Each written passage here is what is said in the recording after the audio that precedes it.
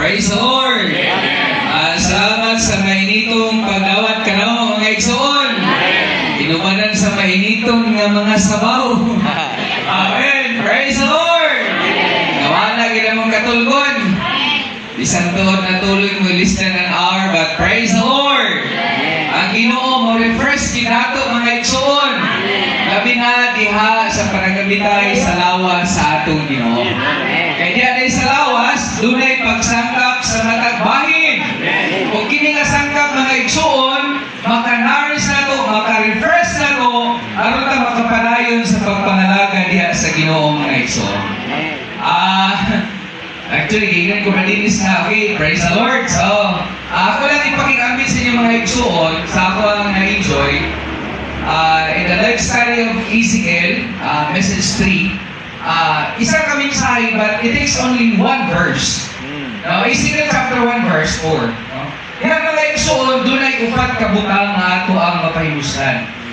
Doon ay hangin, doon ay clouds, doon ay fire, o doon ay electron.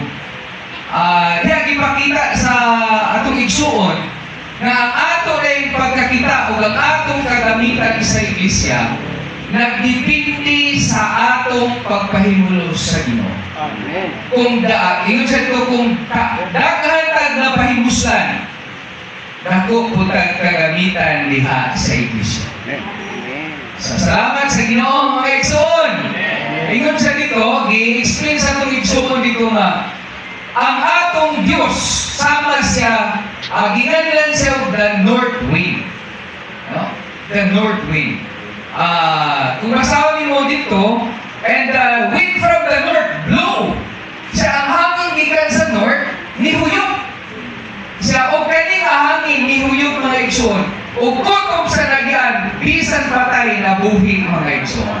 Amen. Ingon siya, tanawa ang mga kabukugan nga nagtapok. But sa when the wind blows on the bones, ang mga bukog nahimo mga sundalo o nagmalaogon mga igsoon.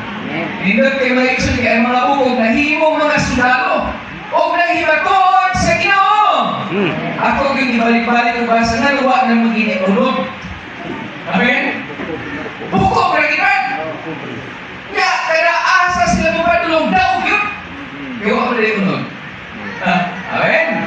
Sa itong pagpangalagan mga igsoon, praise the Lord! Pinahangan din kayo na kinabuhi sa pagkabanaw.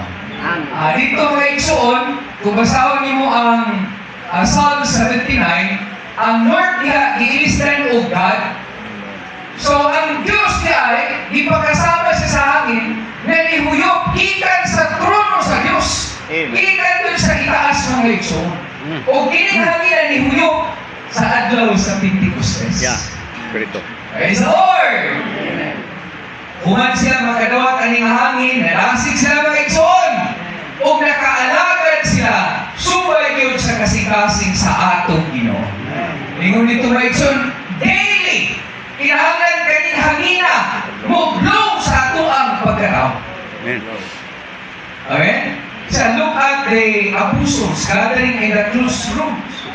But when the Holy Spirit blow, ang balang Espiritu ni Huyok mga igsoon, bisan si Pedro, na makaingon talag sa ito balinto ang kinabuhi. Pero nakapamulong siya sa kinabuhi sa atong Ginoo. Mga igsoon, ang atong kagamitan, labi na sa pagsangyaw sa Ebanghelyo, nagdipindi sa atong pagpapuno sa atong Ginoo. Amen, mga igsoon?